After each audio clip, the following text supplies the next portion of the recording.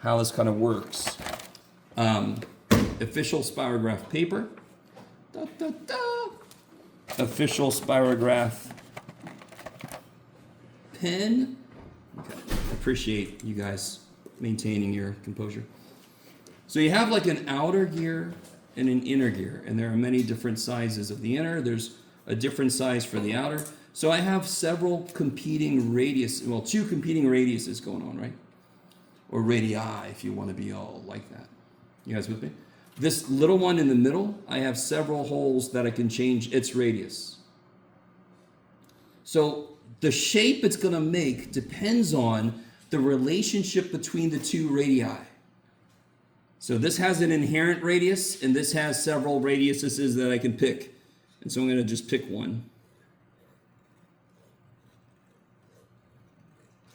Oh, crap. That's pretty close. All right, we're getting the idea. Look at that. And that, kids, is what we used to do back in the day. As we go, let's do another one. Let's make a different color. Let's get another circle. So I got all these little circle dudes, and they all just have different potential radii. I have different shapes. Look at the football dude, or, Stewie's head. Blah, blah, blah, blah. You guys understanding? So I could, if I suddenly wanted to, we could just develop polar forms of functions that go with the parameters given to me by these gears. The radius of the big dude, the chosen radius of the small dude. We could construct the formula. If I put the formula in my calculator, it would create this shape. Are you guys all with me? We don't have time for that. I'm really sorry to say. Okay, so now everybody's been exposed to Etch-a-Sketch and Spirograph. So I feel good. Okay, and here's some other ones I made for my other class. You can tell I slipped a little bit, and this one's neat. Anyway, okay, I'll stop. I appreciate you putting up with me. So, coming back to this sheet here, I'm pretty sure, is everybody like as cool as you should be about this by itself? Okay, so how do I graph any of these? It's incredible how quickly I can lose my glasses. Oh, there you go. All right, so let's look at one of these real quick. So if you weren't here last time, you should probably watch that. So instead of going X, Y to find somewhere, I can just turn and walk. Turn is theta, walk is R. I could walk backwards if I wanted to. I could rotate backwards. Blah, blah, blah. So to find a point in space, I could go over and up, and that's the old XY. But we want the new. And so, for example, if I want to do this, where do I face? Face pi, and then go forward 1, 2, 3.5. So that would be point C.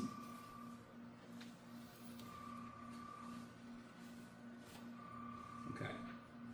Yes. Yes. Anybody else need one of these handouts? Everybody else is good? Okay.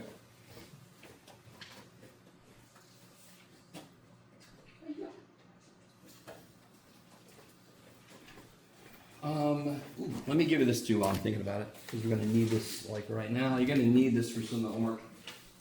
You could go to Google or whatever your favorite search engine is, if Google's too low for you or something. You can search polar graph paper and then print it out. This is the best polar graph paper I've found. So I just want to print some out. This is front and back. A few problems in your homework. You got to graph functions of R and theta. So we're going to do that today. And then we're going to do some calculus to them.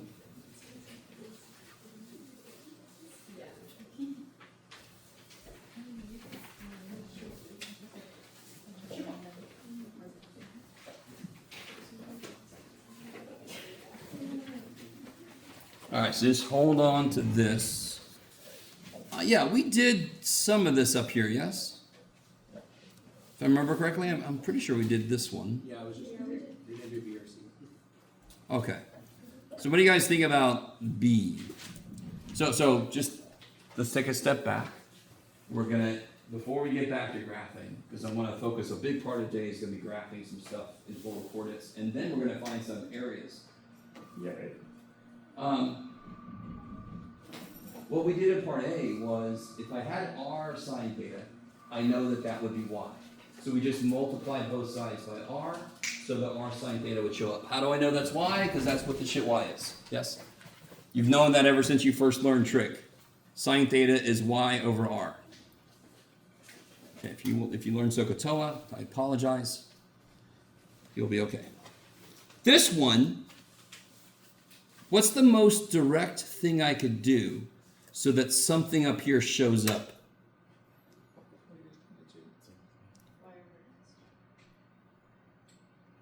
I don't have any y's or x's, but you're, I don't know if you're like one step ahead.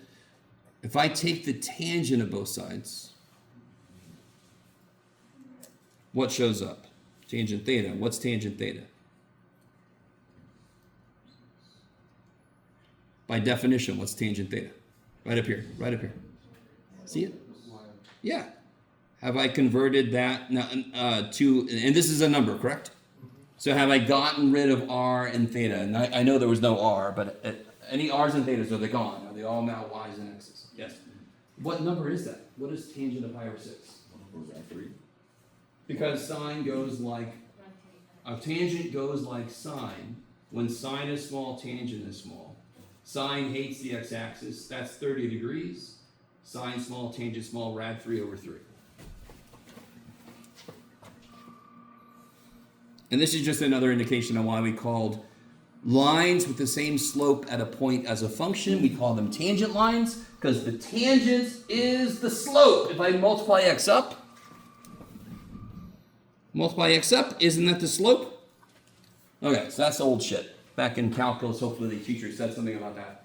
We call it tangent lines because literally tangent is the slope. So what about part C? Do I have anything that says anything about secant in any of my conversions? Damn it. But of course, what's the better way to write secant? 1 over cosine. 1 over cosine. And then what can I do to both sides? Multiply by cosine. And if I multiply by cosine, r cosine shows up, which is cool because, X. and I'm done. So if I plot this in my graphing calculator in polar, it should just be a vertical line. And it is. And it's really neat to watch it because it'll graph the top part and then it'll come back down and graph the bottom part because of how secant acts. It ends up with the full line. Okay, maybe. Here. Instead of just saying it, Jeff, you can actually show these people. All right, Jeff. So if I put my graph calculator into polar and I put in there, was that it, Jeff? That was already it. That's hilarious. All right, sorry. If I do this and I graph, oh my God, I am in degrees. Get out of there, crazy degrees. Let me do zoom 6. Top, bottom. That was quick. Let me do it again. Let me make it go slower. There. Top, oh shit. Bottom. Whoa, that went fast. Do you guys see that? Yeah. Did it end up with a vertical line? Yes, but it drew it in a really weird way, but it's because of how secant gives us outputs. Okay, so if you know what the graph of secant looks like, you could consider why this might have happened. Okay. Is everybody with me so far? So this is hopefully all of you have done a little bit of something with polar sometime in the past. Yes? I just have a question for like if we or when we have these problems on the test, do we have to like after we solve them, we have to write them in a certain form? Like when we did A, we got like x squared plus y squared equals 5y. Do we have to isolate? I went further with that, didn't I? Did I go further with that? I think that was all, that's all I have. Man, I suck. No, but you don't have to. Yeah. Only really any immediate little simplification like terms or something. Don't try to solve for r. Definitely don't try to solve for theta. Right? I don't need much. Yep. And you're all like, we never know where that line is, Jeff. And that's part of the fun. I don't know if I did these, but do you guys understand how simple these are? What have I given you? What are these in? No? R and theta. How do you know that? Because it said convert to. And we currently only know rectangular and polar. Well, in parametric, but this is obviously not parametric. All right. If I know R and theta, how easy is it to construct X? Easy as shit. Okay, good. I'm not even going to do these. This is the same sheet I did with my pre-calc class. This one is a little more interesting, these problems. Let's do part B. What is this currently in? Rectangular. I want to convert it to be R theta. So, for example, let's start with the easy one. How do I get R? R squared is x squared plus y squared, right? And if you realize rad 2 over 2 is just 1 over rad 2, 1 over rad 2 squared is 1/2, 1/2 plus 1/2 is 1, the square root of 1 is 1, so R is 1. If I said that really fast, I don't care, you guys can do it. So again, if you want to do it with all this bullshit here, R squared equals this whole damn thing squared, this whole damn thing squared.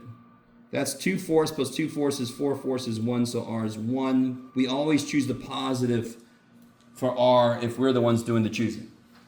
Well, you can choose whichever you want to, but in general, if I'm just converting to a point, I choose the positive. What quadrant is this point in? Because that matters a ton. Quadrant 2. It's quadrant 2, because it went back X, up Y, yes? Which means my angle has to end up in quadrant 2. How do I get theta, though?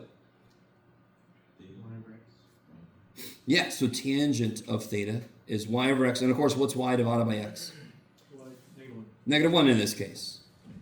When is tangent 1 at all of the what angles? Pi fourths, all the over 4 angles, yes? 3 pi 4 is a pi. So I have to be in the second quadrant. So it's not pi over 4, that's first quadrant. Which one's in the second quadrant? 3 pi over 4. I want to be 1/4 of a pi short of a full pi. Which sounds like an adequate description to me. So again, just knowing this is not enough because there are infinite answers to be honest, but only 2 that we could really give that make sense. The quadrant this is in tells me which one. So if I would have put that negative on this instead of this, that would have been fourth quadrant, 7 pi over 4. Yeah, because tangent's negative in the second and the fourth quadrant. Do you guys follow? That's the one little thing to be careful about. Whatever quadrant the point is in, your angle better be there too, so that you end up in the right quadrant. Okay, I love it. I love it.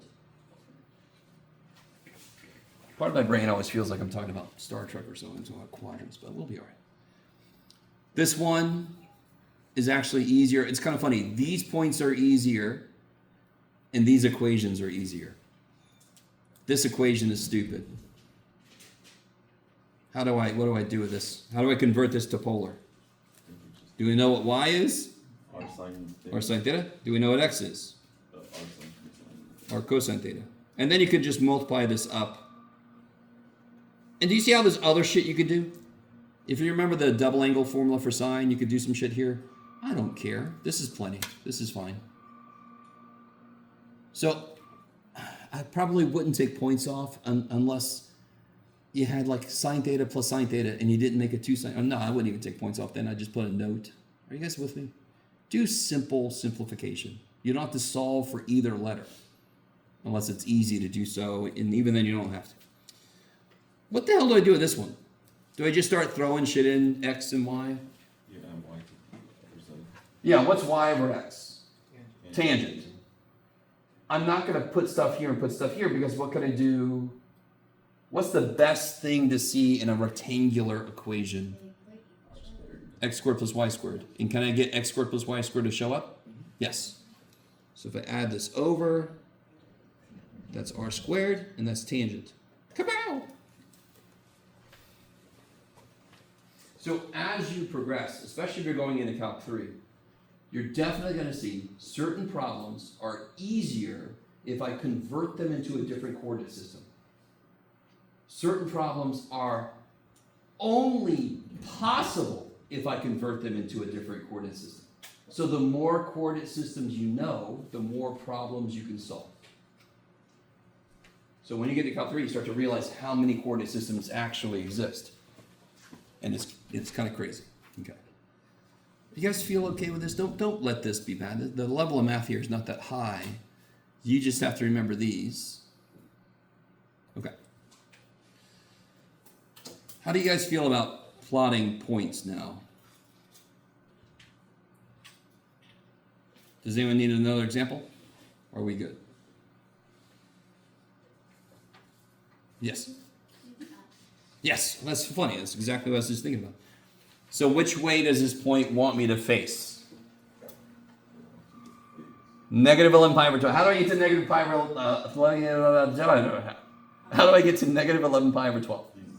I rotate clockwise, because the idiots in the past, they said, oh, it'd be good to be counterclockwise as normal, but too bad for us. So we rotate clockwise, because that's backwards, of course. And do I make it all the way to pi? You reach 13 pi. Yeah, so another name for negative 11 pi over 12 is 13 pi over 12. If you ever have a negative angle, you can just add 360 degrees or 2 pi, and of course we're going to have radians almost always, so you just add 2 pi. Are you guys at all with me? Go back, 11 pi over 12, which means not all the way to pi, 1/12 short of pi. So now I look this way, and how many steps do I take? 2. So I look that way, and I take 2 steps. And you can make whatever sound effect you want to as your little dude walks or hops. I don't like how serious you are. I said make whatever sound you want to, and you're like, I will do that. I like that. Did you show E also? No. Yes. Okay. So which way does E want me to face? 2p3. 2 pi over 3. So look at this guy, but I look at him and I walk backwards. So I go back into the hedge, right? So, and the nice thing about going backwards, and somebody, I don't blame you. You wanted me to give you a ruler and stuff, but all you have to do, if I got to go backwards, if I want to go towards the over 3 this way, I just go towards the over 3 that way. You guys with me? So I look at 5 pi over 3 and I go 1, 2, what was it? 3 towards that guy. So that's E. Now, if you think way back in your mathematical career, when you first learned how to graph XY points, not that long after that, you got an equation like y plus x equals 6. And then you made a bunch of points and you plotted them and then you connected them. And you're like, what the shit is this for, right? So, let's do this. I would like to, in fact, let's do this here. I want to graph 4 sine 2 theta. Just to make something up. This one should be nice. And of course, because you got this guy, I want you to do this by hand. So how do I do that? Same way we graphed y equals x squared plus 3 for the first time ever. We make an xy table. In this case, we make r theta. Now, again, I can't remember if I told you guys, this choice was there's so many dumb choices in the history of math. But the much smarter choice would have been this, because theta normally acts like the input. Yeah. But too bad for us. I would normally make theta r, but let's make r theta. Why not? Doesn't matter. My inputs are here, though. So what's a good input to start with? 0 is nice input. And what do I get when I put a 0 in? 0, because sine don't like the x-axis. And 0 is on the x-axis. Now that 2 in there, what's that going to do? Does anyone remember what that actually does to a regular sine curve? It's going to... Which one? compressed. Whenever it's inside with the variable, it does the opposite of what it looks like. All my inputs can be half as big as before because the first thing I do is double them. So the whole thing just compresses. And I love compressing sine and cosine because they look like springs. So they actually make a little more physical sense when I smoosh them. And then they go, okay. So what the hell, why did you say that, Jeff? I don't know. Oh, because now let's be a little more detailed, and we're not going to have to make a complete table because this is going to have a lot of repetition because it's a freaking trig function. So I'm going to be a little more detailed than normal. I can now put in pi over 12 because what am I actually putting in the sign then? Pi over 6. What is sine of pi over 6? 1/2, it's only growing a little bit. 1/2 of 4 is 2. That's crazy. See how we don't need a calculator? Yet.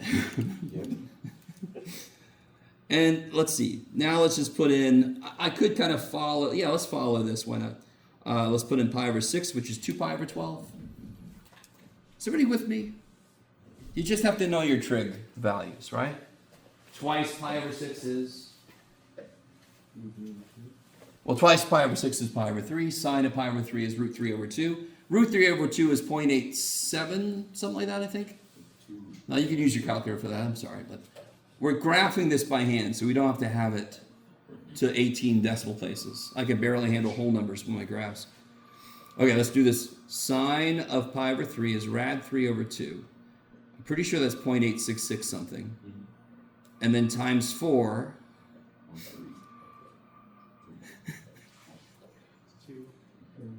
It's like 3.4 something, I don't know. Can somebody do that, please? I think it's 3.4 something. We'll see.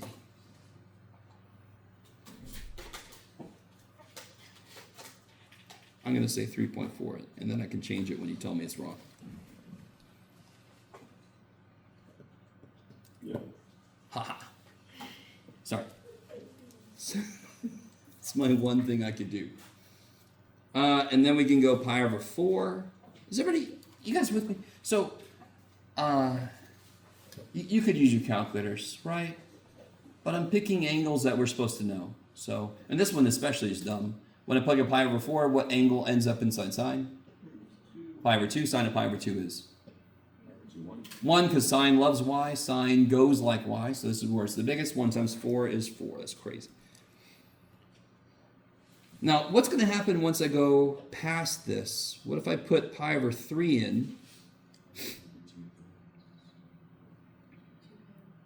2 pi over 3, which is going to be the same triangle as pi over 3 was, which we got from this one. It's just going to kind of... What does sine do? Builds and then goes back down, yes? Yeah. So with a lot of these polar functions, a lot of them, not all of them, you will get to a point where you're like, oh, I see the pattern now. I don't need a ton of help here. Well, let me make sure you really, really get this. So, I mean, if I keep going, oh yeah, we might as well. 5 pi over 12, that would be the same thing as pi over 12, yes? You guys with me? Let me make sure. That was pi over 6 when I put it in, yes? 5 pi over 12 times 2 is 5 pi over 6. Okay. I understand. Pi over 6 is here, yes? 5 pi over 6 is there. Same stupid triangle. Same stupid answer. Okay. That's the trick of trig, is all these reference angles are because the triangle they make would be the same triangle. Just now, when I get to the next quadrant, I'm going to have some negative outputs. That's the only change. Same numbers, just negative outputs now, yes? So if I do a few more, we should see the full picture. Pi over 2, twice pi over 2 is pi. What's sine of pi? 0, because that's the x-axis. Sine hates the x-axis. What did the x-axis do to him? I don't know. And now what's going to happen? It's going to go through these same dumb numbers, but they're going to be negative. Because where's 7 pi? Now, are you guys with me? 7 pi over 12? Twice that is 7 pi over 6. Where is 7 pi over 6? Which quadrant? Third quadrant. Sine likes y. Y is negative in the third quadrant. I'm going to get negative numbers. Which numbers? All these dumb numbers. So when you're graphing most polar functions, your table doesn't have to be capturing everything, because at some point it's just going to repeat, because that's the thing about trig functions, yeah? Sorry, I'm going to laugh at myself. So then it's just going to do blah, blah, blah. It's going to, now, let's see if we're ready to graph this. We're going to graph this function on here. I love you guys. Oh, let me make sure. Did I? Oh, shit. Which problem? Oh, good. Okay, good. 0, 0.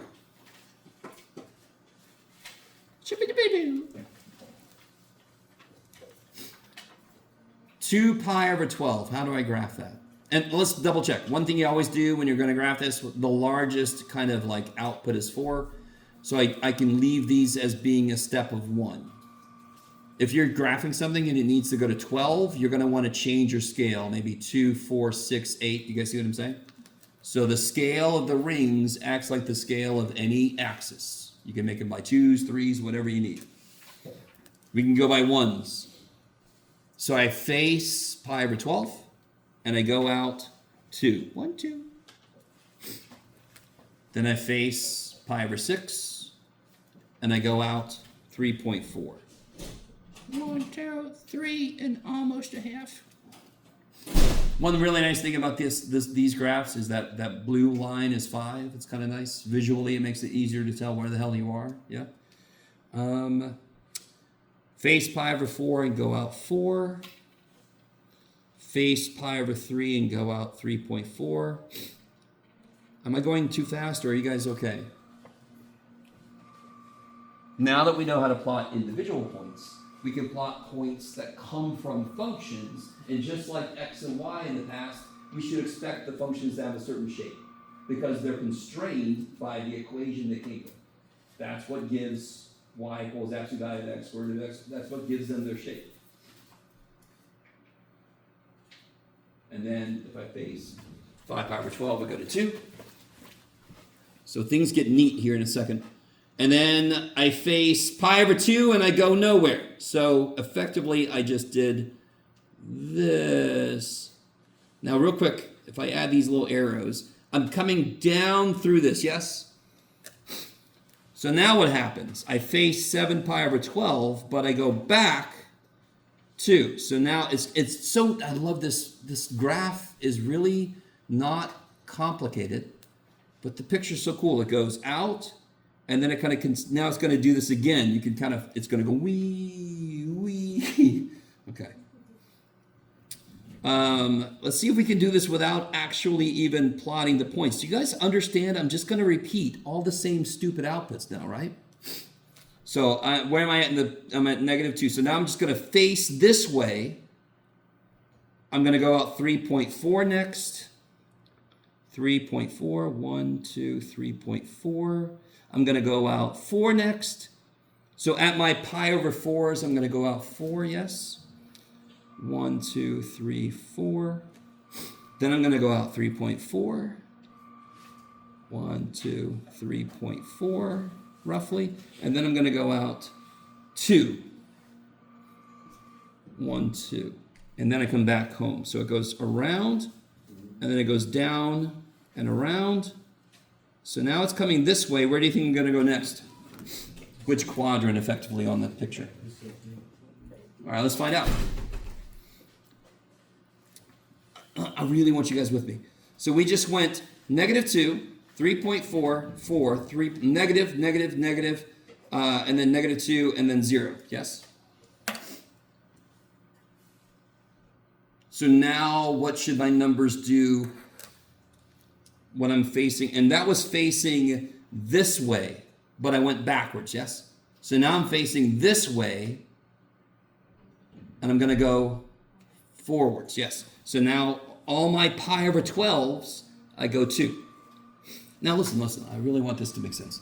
I'm trying to show you how to save yourself from making your table stupid big. Right? You kind of combine what you know about trig to help you not have to write that much. If you wanted to make a big ass table, you could. You totally can. I don't care. It's fine. Just, it will take some time. What are you doing? Oh, yeah. So I face this guy. All my pi over 12s, I go 2. So this will be, face this guy, 1, 2. So now I went this way, and now I'm going to swing around and go down here. And then the last thing I'm going to do is swing up and go there. So I'm home. I'm home now. I just have to put all my shit. So what do? I go 2, 3.4, 1, 2, 3.4, 4, 3.4, 2. And then I go, now I'm looking here, going that way, but we'll be okay with it. We just put all my pi over 12s. I go 2. Pi over 12, I go 2. All my pi over 3s, I go 3.4. Where am I at? You can do it, Jeff.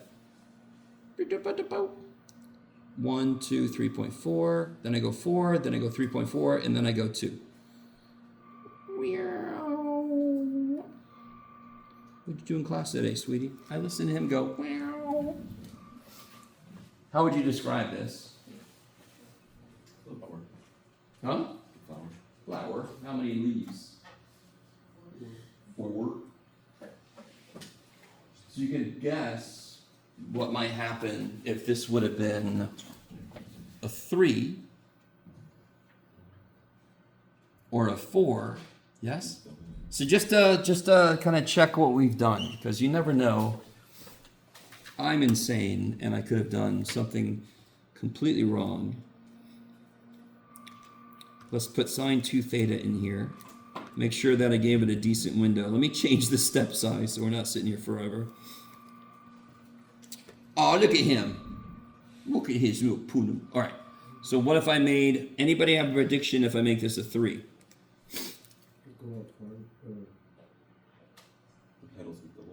It's not going to go out further. It's going to go out 4, yes? Because that 4 is the amplitude. Any suggestions how many petals I should get? Well, let's do 4. Let's do 4. Let's see how many petals I get. How many petals did I get? 8. So what if I put 3? 6? Huh. What happened? Yes! So, I'm sorry. I'll calm down. Yes. So the way that sign works, if you do put an odd number in, instead of creating a whole new petal, it traces over a petal that's there already. So it just traced that out twice. So every even coefficient of theta would end up with twice that, and every odd is that. Because it kind of like shifts out of its way if it's even, but it overlaps if it's odd. Just because of how sine works. So what, go ahead. Is that related to it being like an even and odd function? Ooh, maybe. Sorry, I want to leave something for you guys to think about. So what if I made this like 1.5 theta? Why, Jeff? I don't know. In which case, what is that? Well, all right, we won't talk about it. Intriguing. And the petals themselves overlap, yes? Are you sure that's not Pokemon? Do it again. Looks like a Pokemon. I thought you said something about Pokemon. I couldn't tell you if that looks like a Pokemon. I don't know. It looks more like a puppy. Looks like a Poke bubble, Pokeball that's blowing a bubble. All right. It looks like Pac-Man almost. Yeah, I am going to 2pi. That should be fine. Anyway. All right, I'm not going to do that. I think I did that a little bit the other day. I could literally stand there and just play with it because, yes. So if it was cosine 2 theta, then all of the even numbers. Ooh. So if we do cosine of 2 theta. 4 petals, yes? 4 leaves. So let's try cosine of 3 theta. Do it again. But what changed? You rotate. Yeah, rotated. Yeah. So, because if I put sine back in there, yeah. But do you see how this kind of, you could define this as like sitting on the y-axis in a way? It's like sitting like this with its arms out. And then the cosine was sitting on the x-axis with its arms this way. Yes? Which kind of makes sense because cosine likes x, sine likes y. All right, so I don't want to do any more because what I really want to have happen is at least one of you to at some point just go, what if I make this a 7? What if I make this a 1.4? What if I multiply this by cosine of 2 theta? Here, I'll do that one because now I need to know.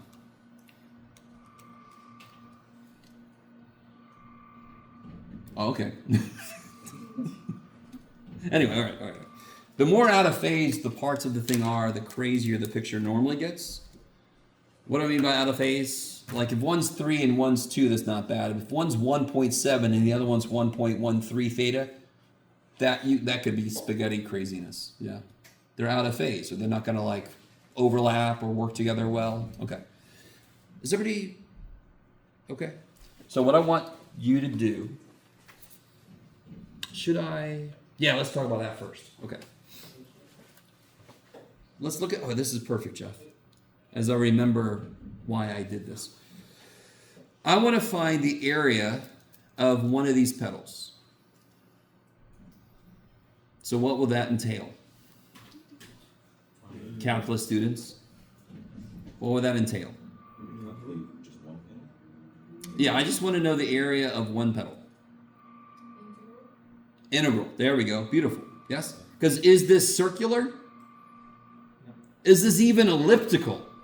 No, I guarantee you. So if I have a function that's not geometrically understood, its area, then what do I have to use? Integral. Yay! You mean we get to integrate in polar? Yes! So, real quick, do you guys remember the arc length of a sector?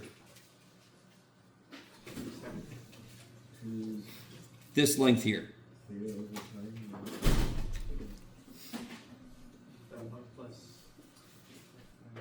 Theta over R. R theta. And it's kind of dumb. You ready how stupid this equation is? I love this equation. Don't get me wrong. But the idea of it's like, well, duh. Does anyone know what a radian is? What's one radian? What is it? Physically. What is it? Why is it better than a degree? One rotation. Huh? One rotation.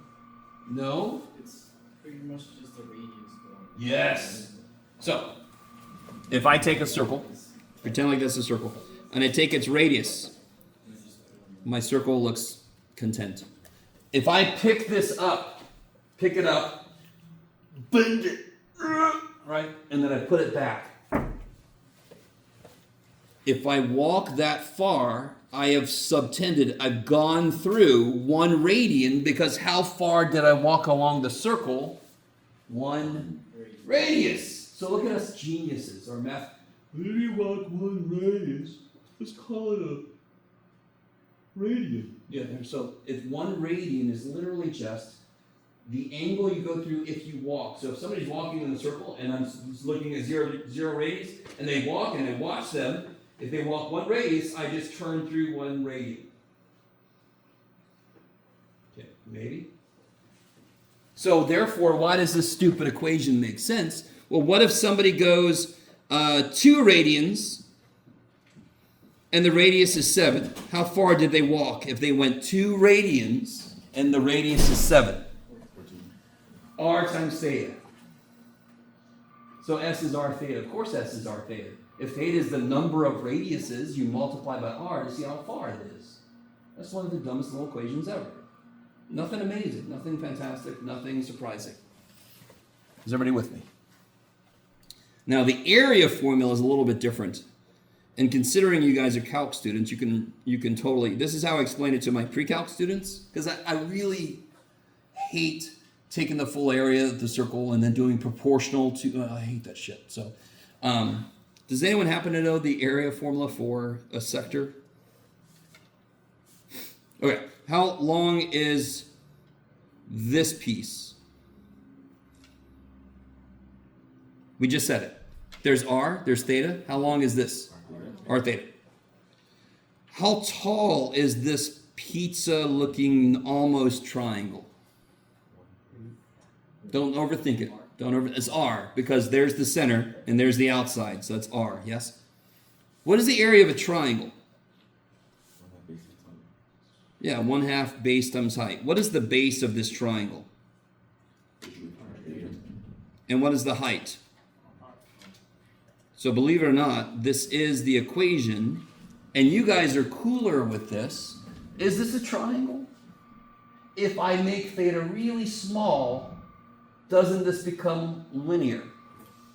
Yeah, we're cool with that. D, if I make it d theta, won't this length be linear? It will be linear because this is a smooth function. And then if I add up all those little triangles, I get the whole triangle. So that's why this works. We stop for a minute.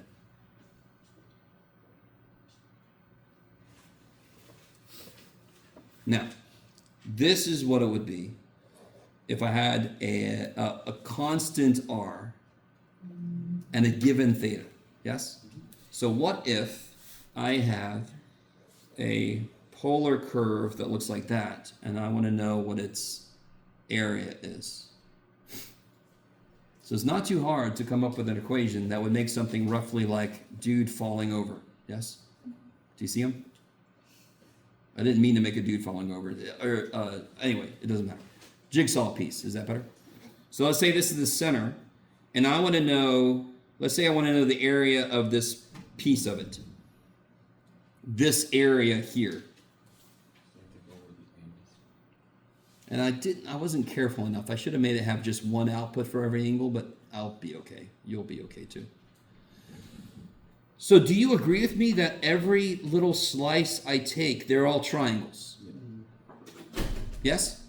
And every single one of those has an area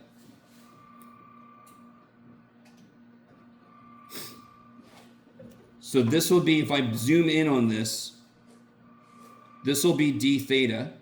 This here is d theta. Yes? So a little area element will have 1/2 times r at that point. So what is r though? R is a function of theta, and that's why r is different for different thetas. Yes? R is some function of theta. So then how do I get the area? I just integrate the dumb thing. A and B are just the beginning angle and the end angle. So then I get the area of the gingerbread man's arm for some reason. Okay, maybe. So let's go back to this picture.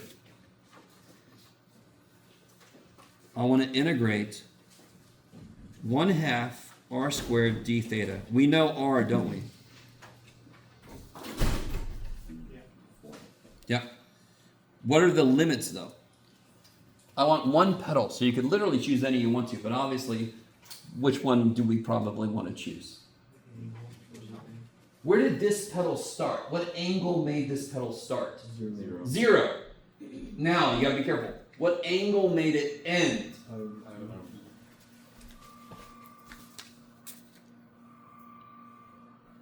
Pi over 2, yes. And of course, you can kind of see, if you follow, you can see the angles approaching pi over 2. As the angle approaches pi over 2, the output approaches 0. But the great thing is, if you have your table and you're not sure from what you're looking at, you can always look back at the table to see what it looks like it should be. So then what are my limits? 0 to pi over 2. So I have 1/2 integral 0 to pi over 2. R was 4 sine 2 theta. Do you guys notice something you should be very excited about? Sine squared. Chapter 7 is in our past, but it has come back. Yes, because we're going to have a sine squared, in which case I have to use power reduction identity. Yes! I know a lot of you guys were sad that we haven't done that in a while. 4 squared is 16, cut in half is 8. And then how do I rewrite sine squared 2 theta? 4 theta. Yeah, 1 minus cosine 4 theta. It's got to be double this angle divided by 2. Oh, I left off. And then you break that up and you integrate it. I almost don't care now. Normally, the rest of it, 1/2 minus 1/2 of cosine 4 theta. Both of those intervals are easy. And then you plug 0 and pi over 2 in. Are you guys all with me? So it's nowhere near as bad. If I would have, well, I did say this earlier. When I said we were going to be, I can't remember what I said. If I would have said we're going to integrate with Polar, that sounds like it could be horrific. But it's nowhere near as bad. The only tricky thing, well, here comes the tricky thing. What do we got? 11:10. Okay, we might have time for this. Let me give you this.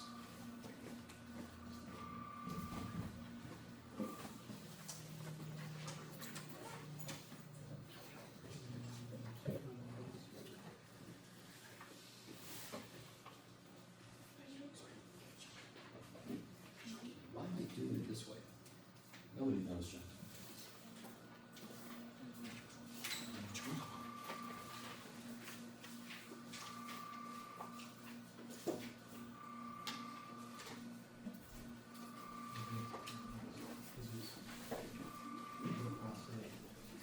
Always got the. Alright. Yeah. He might be from the back. Might be his back also. So I'll tell you this. Let's see how much stamina we have for today here. Holy crap. Okay. Jeff was in a mood. Just deal with it. I'm eventually. Do you understand? There's two things to graph, so I would have to make two R theta tables. Does anybody understand? Even before we do that, we're gonna graph pictures. They're gonna overlap somehow, and I want to find the area. If you look at the question down here, I'm gonna want to find the area outside the cardioid. So the cardioid is the one. I can't remember if somebody in this class said it looks like a apple. Right? That's a better way to say it. Instead of what I normally say, it looks like a butt. Poor little butt graph. Now it looks like somebody desperately needs help. I don't know. So that's what a cardioid looks like. So you can tell this part will be your cardioid. You with me? And this, of course, is just a circle. Can somebody tell me the formula, the polar form of the formula for a circle centered at 0 with radius 4? I want a circle centered at 0 with radius 4.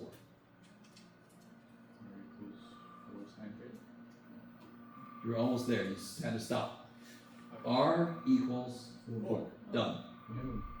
Because that literally means I just want to go out to 4. That I just want to go out to the 4th ring. What angle? All of them. There you go. When I do 6 sine theta, that's actually going to make the circle move up on the y-axis. If you changed it back to, I thought for sure we did this last time. I don't want to take a lot of time, but if you change this back, make it r squared equals 6r sine theta, you get x squared plus y squared equals 6y. Bring the 6y over, complete the square, blah, blah, blah. You get a circle that's been moved up. So r equals 6 cosine theta would be a circle that's been moved. R equals 6 sine goes up, r equals 6 cosine goes over. Because cosine likes x, sine likes y. Yes? So token socket. So let's do this first. Because the graphing is kind of like. All right. Can you guys help me figure out what our limits are going to be? How are we going to figure out our limits? Where are those going to come from? And this should feel like a problem you did in Math 180 when you had to find the area between two curves. How did you figure out what your limits were? Set them equal to each other. All right, go for it.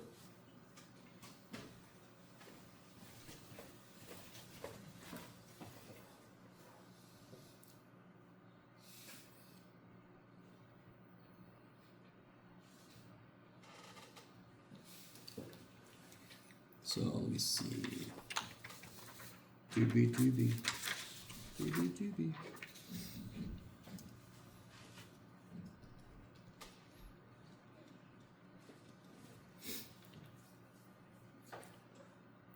Does anyone know how to solve this?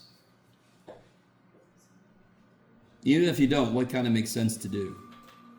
You got 6 signs over here, a couple signs over there. You probably want to get those suckers together. Why are you talking like that, Jay? I don't know shit. 4 sine theta equals 2. Therefore, sine theta is 1/2. So therefore, careful, theta is 5/6 or 5/6. That's the two places between 0 and 2 pi where sine has a positive 1/2 output. Yes? First quadrant, second quadrant. That's where sine's positive. So when we plot these two curves, I should see on the graph at pi/6 they should overlap. And at 5/6. And then I could get the second part of what's important. What was important when you had to find the area between two functions? You had to figure out where they met, so you know where to start, where to end. And you got to know which one's on the top, which on the bottom, so you know who to subtract, so you don't get negative area, and the whole universe folds in on itself. We want to avoid that. It's been 7,487 days since that last happened. That was a mess. So let's not do that. Now I want to know what that 7,847, what day was that? I'll figure it out. Okay. So now all you have to do is graph it. But the great thing is, I need you to realize, all right, obviously I'm going to want you to graph stuff on the test. That's a part of it. I'm going to try to give you a function that's not like going to make you sit there and do a billion little inputs so that you're just wasting time. I don't want it to be busy work, but I do want you familiar enough with constructing points and plotting them. Yes? And I also need you to get practice with knowing how much information you have to give yourself before the patterns emerges, and I don't have to keep going like we did earlier. There's always somewhere where you're like, okay, I don't need the table anymore. I can see what it's going to do. Maybe you guys are with me. And if you never get to the point, you can just make big ass tables everywhere. That's fine. But since these two meet only at pi/6 and 5/6, how do I tell which one is on top?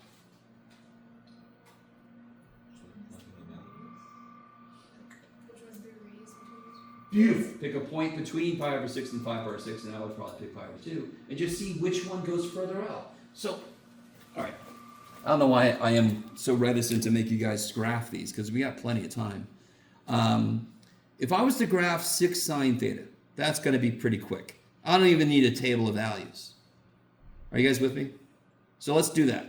How do I graph 6 sine theta? If I start at 0, 6 times sine of 0 is 0.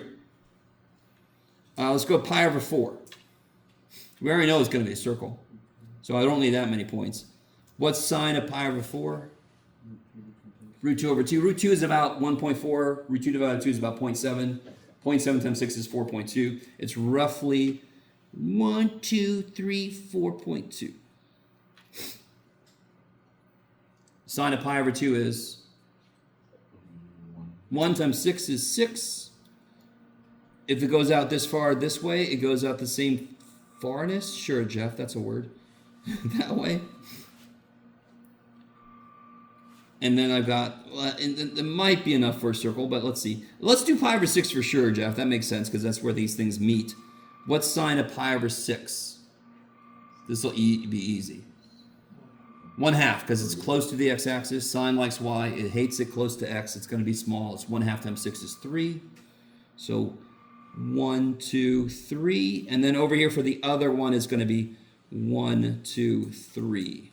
So then here's my circle. Oh my God, that's started off so good. Oh shit. All right, there's my deflating balloon. Now, so we already know the other one is going to be at those 2 points. And I really don't have to graph all of this, to be honest. Now, the problem says you're supposed to. But if I'm just doing this integral, I really just have to graph enough to kind of see visually where things are. So let's try this. If I plug a 0 into this, I get 2. If I plug a pi/6 into this, here, let's do this. Yeah, because sine of pi/6 is 1/2 of 2 is 1 plus 2 is 3. Of course, we already knew that, but just to verify. And then let's do pi over 3. Why not? What's sine of pi over 3? Right 3 over 2, which we said earlier is about, well, it's times 2, so it's rad 3, which is about 1.75, so it's about 3.8, roughly. And again, you could just put this in your calculators, especially if you don't trust me, and I understand if you don't. 1, 2, 3.8. Yeah, pi over 2. 4. And then it's going to basically repeat, of course, yes? So here, it's going to also be here. Where else? Here is there again. And then here, it's going to also be here. So far, we've got...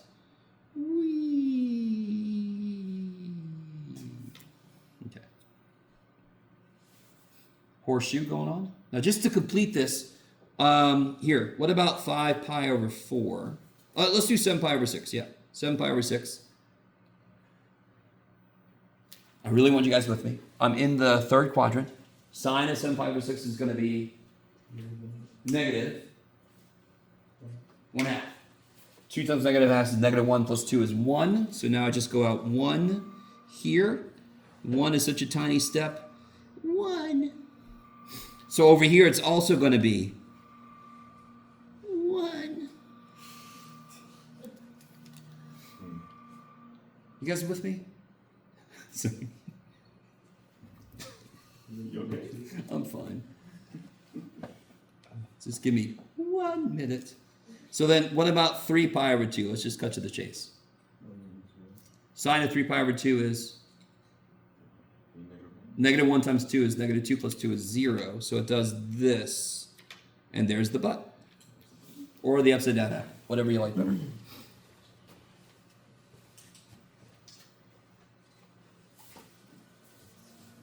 But now you can see, I want the area.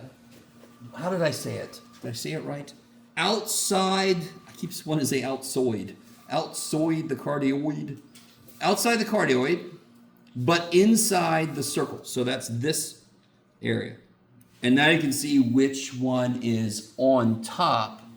In XY, it's just the one that's further away from the x-axis. So in R theta, it's just the one that's further away from the center. So the top will be the circle.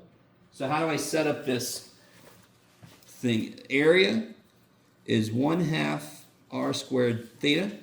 So dA is this. So I have to do the area of the circle from pi over 6 to 5 to pi over 6 minus area of the cardioid from those, yes? So this should feel very familiar when we did f of x minus g of x. But here it's a little bit worse because that's the formula, yes? So it'll be pi over 6 to 5 pi over 6. 1/2 circle r minus 1/2 cardioid. And you guys should be very excited now. Yes, do you guys see what's going to happen? You should be very excited. Because not only do we get sine squareds and we have to use power reduction again, you also have a fantastic, bless you, a fantastic foil. Yes? You guys with me? Okay. All right. So from this point forward is old shit. You foil, you square, like terms. You can pull the 1/2 out if you want to, but it's going to cancel with the coefficients, so might as well leave it in there. You guys kind of with me? Then use power reduction. Are you guys at all with me? Is anybody? I know you're all here with me physically. I almost don't care about the rest of this problem, but just to kind of go one step. This would be 36, so that's 18. Integral blah, blah, blah, blah. 18 sine squared, and I can use power reduction on him.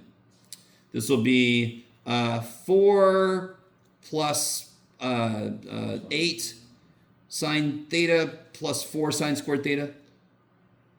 Because it'll be, are you guys with me? It'll be 4 sine theta plus 4 sine theta is 8 sine theta.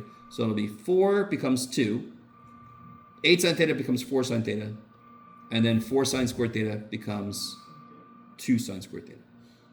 So I took the 1/2. Yes? Okay. You guys kind of with me? And then if I wanted to, I could subtract this from this, and then I do power reduction, and this is ready to go for integration. Yes? Okay. So now this is nothing new. Once we get the interval set up, it's straightforward. It's stuff we've done before. Yes? Stuff that you maybe hoped we wouldn't do again until the final, but too bad it's here. It's already here. Okay, maybe. So, okay, I kind of want to just not worry about finishing this up because I got just 2 more things to talk about, and we're done with the semester, which is insane. The last 2 things, which should not be surprising, what have we not done yet with polar stuff that we did with parametric, for example? Derivatives. Most of the homework I assigned you is revolving around areas, and I'll show you why. Okay, so I just want to at least show you how these things look. If you think about it, polar is a form of parametric. It's very, right, you guys, we see x and y, but they're actually functions of r and theta. Yes? But the really nice thing is, if I want to know, looking back at my picture that I just threw in my pile, you all agree with me that there's an obvious slope here, yes? For example. So just like we did with parametric, there's got to be a way to find dy dx. How would I do that? Same thing we did before. Now, real quick. R is a function of theta. So if I really want to get drill it down, x here is a function of theta, y is a function of theta. So what I'm going to take the derivative with respect to? Theta. So this is exactly what we did with parametric. We just introduced t's, so I can more directly take the derivatives. Now here's where things are going to get trippy. What did we just say is true about r? It's a function of theta. So how do I do, let's do dy d theta first, and I'll show you why in a minute. When I take the derivative of y with respect to theta, what rule do I have to use? Eventually, but primarily I have to use product rule. Do I have a function of theta times another function of theta? Yes, so I've got to use product rule.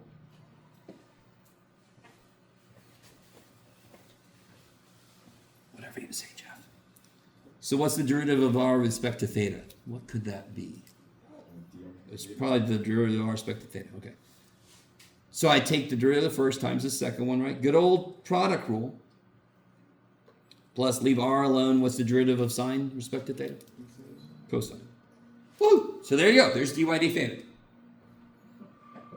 Looking a little bit worse than parametric was, but we should expect that. So you guys do dx d theta real quick.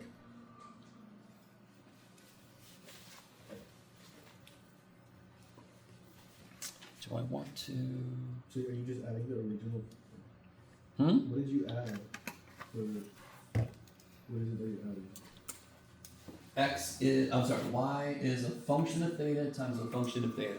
So this is like f times g, so I gotta use product rule. Derivative of the first times the second plus the first times derivative of the second. Yeah.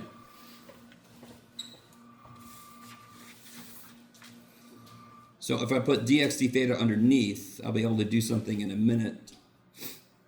So this starts off the same way, yes? Here, of course, is going to be minus. So then I could just do this, make this one big equal sign, and say dy dx equals this. Look at that. Just gaze upon that. Gaze upon that. So I could take the function we just did, we did earlier. Here we go. 4 sine 2 theta, because this has got slopes all over the damn place. Where did you put it? Nobody knows, Jeff.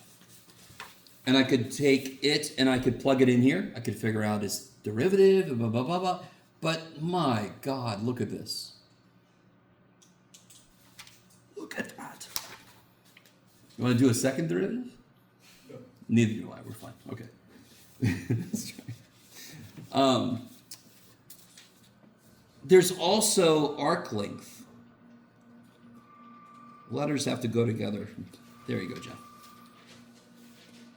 So if I start with this should not be surprising. This looks very much like parametric, yes? Just instead of the parameter being t, the parameter is now theta. Is that cool? But this is not good enough because I still have x and y in there. I need my r's and my thetas. So do we know what dx d theta is? Do you know what do I d theta is? Now listen, I'm not going to do all this shit. It's busy work. Do you understand? I would take this and multiply it by itself. And that's what goes here. Take this, multiply by itself to make dy d theta squared, yes? So let me just cut to the chase. Believe it or not, and this should make sense. If I square both of these, don't I get a bunch of sine squares and cosine squares that should find a way to simplify? Yes, and they do. And this stupid thing becomes this. See if I remember. Yes, that's it.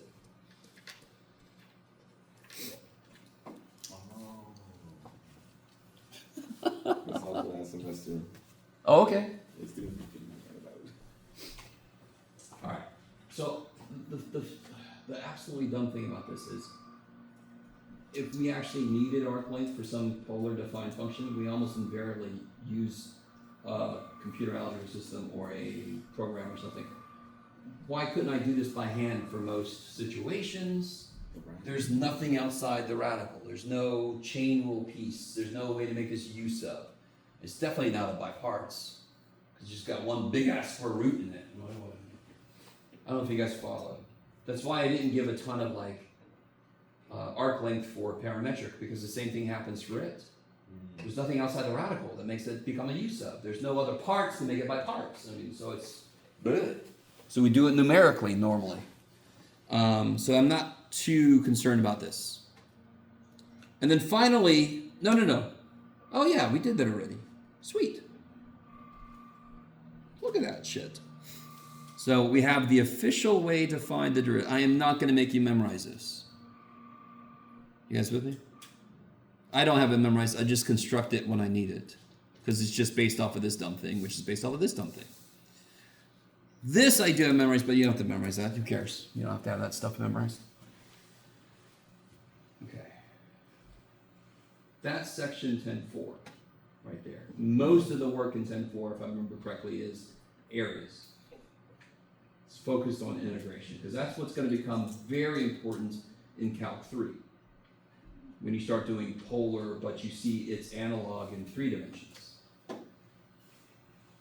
Yes? Is 10.3 the polar graph? 10.3 is like definitions of polar, conversions, and graphing. And then 10.4 is the calculus with that. Yeah. 10.4 is everything we basically did today.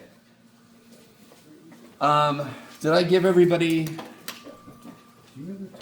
the practice test? Yes, good.